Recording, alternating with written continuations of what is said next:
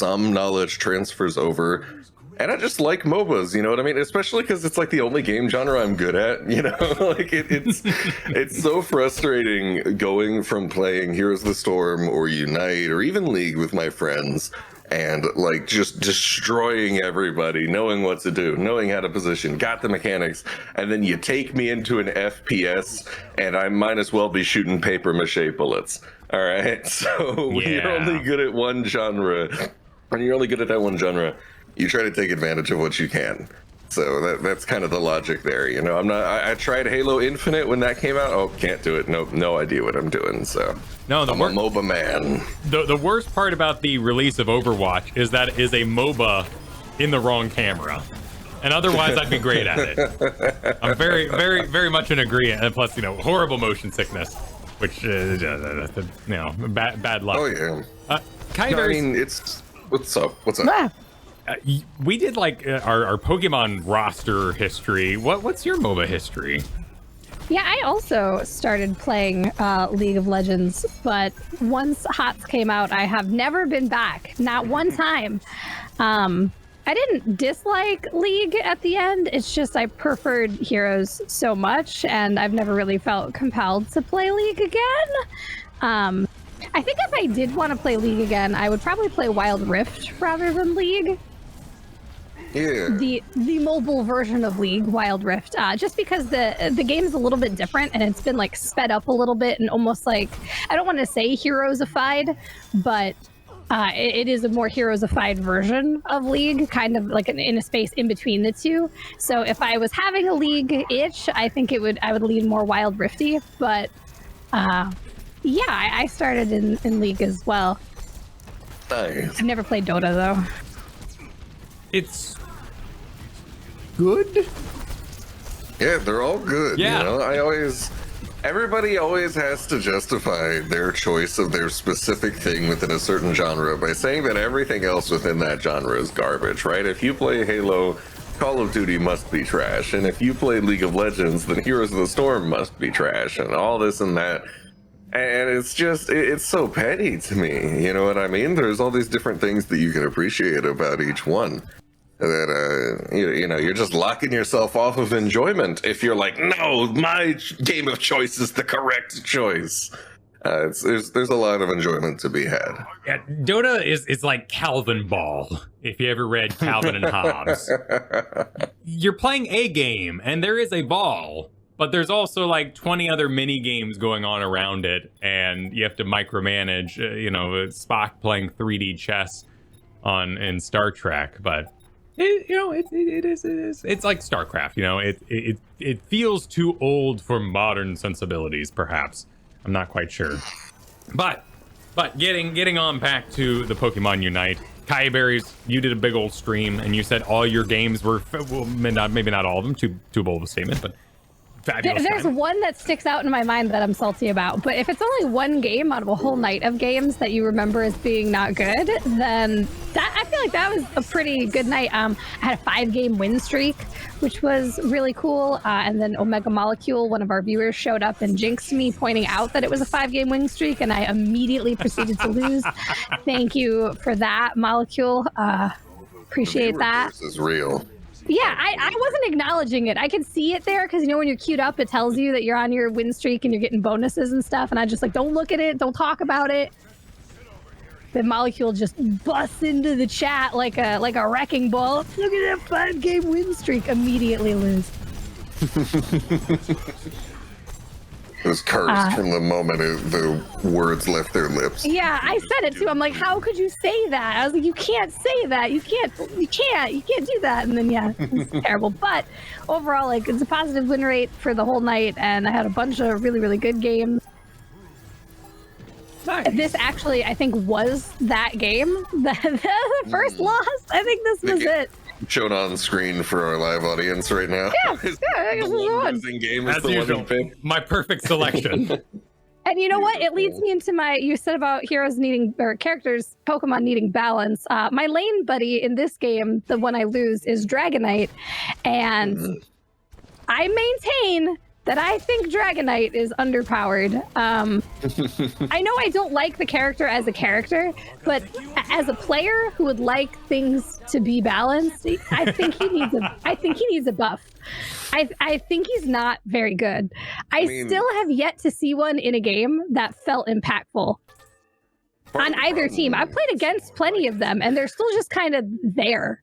Like, I never have a moment where I'm like, oh, that Dragonite sure got me, or like, he's popping off. Like, he's just there. And like this one who was my lane buddy, bottom path, I don't feel like he played badly. I feel like he's playing fine, but we're just constantly getting rolled over. Like, we could not compete. I just feel like his character is too weak. I think the problem is evident in what you're saying here, and that you had a lane Dragonite. And I noticed that whenever I look at these high-level players on Twitch, what I consistently see is that Dragonite is used as a jungler. Now, that's true. I haven't actually played with anyone who has jungled him. He's almost exclusively bottom path on either side. Again, enemy or my team, he's almost always bottom path. And maybe that's the problem, is everybody's just playing him wrong.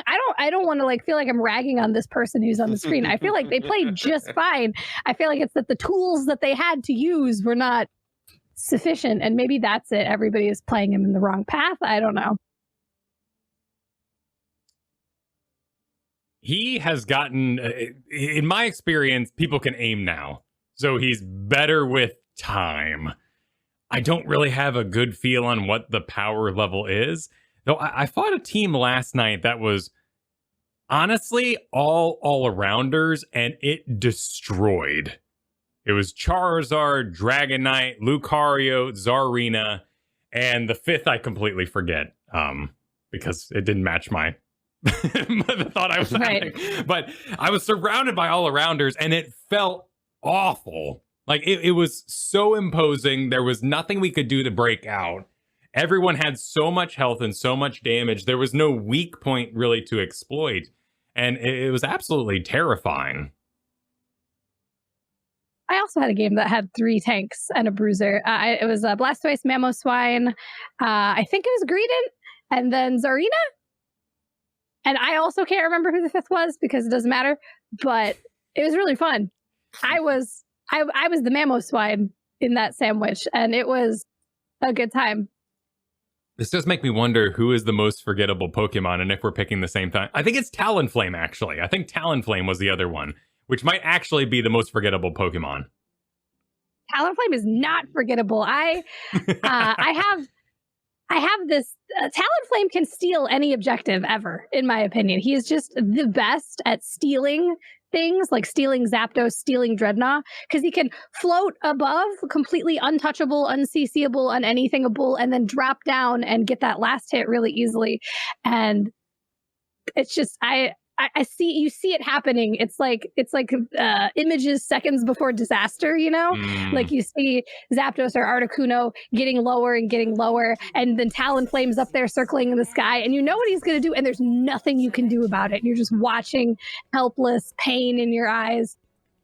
Well, this begs the question then, who's the bottom of the barrel right now? Like, if we've got arguments for each and every one, is there an agreeable Pokemon in this roster that we say, nah, you simply don't exist?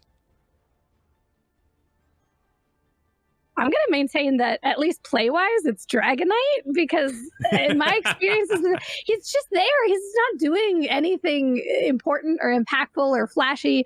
I've never had a single game where the Dragonite does something and I'm like, oh man, that Dragonite just popped off. Wow, like it's never happened. Can I cheat and say like an individual stage of a Pokemon, because it would definitely be like Ralts or something like that. Oh yeah, that's fair though. If I had to choose an entire character though, it's hard because at certain times like it felt easier to say certain characters, but the balance has been shifted so much. Like old Slowbro wasn't nearly as much of a problem as he is now. I gotta say, a not ulting Charizard is one of the less scary things in the game. I've got the roster pulled up in front of me right here, and I'm like, even these weaker characters, they bring some impact to the scene. You gotta respect them a bit. But no, like a non-ulting Charizard, generally not a big threat. So that's what I have to say. That's a good answer. That's a really good answer. Because it's true. He is very imposing and flying around and in your business, and then he seems to maybe it's the proper playstyle, but seems to disappear for a while. So the Dragon Knights I've fought that feel like they're just destroying are doing Hyper Beam, but I'm also the lowest league of us all here, so I don't know if I'm failing to play correctly or if this isn't correct and I'm being caught off guard. I've also definitely noticed some Hyper Beam usage out of Dragonite, and you especially pair it with Dragon Dance, which also buffs your Hyper Beam every time you use it. And so Dragon Dance is a super low cooldown repositioning tool, lets you chase people down super hard, and also buffs your Hyper Beam at the same time. That combo is what I see basically all my Dragonites running. Like, I definitely saw a lot of outrage right when Dragonite first dropped, but I think that has fallen out of favor a bit. Specifically for this combo that has a lot of stickiness. Like that is, to me, one of the biggest things that sticks out about Dragonite, and especially why I love Jungle Dragonite, like I was talking about with Kyberries a second ago, is that when you have a character that is very, very sticky, that's as in they can just follow you even when you try to run away, when you try to kite them, that is a character that is incredibly good at abusing level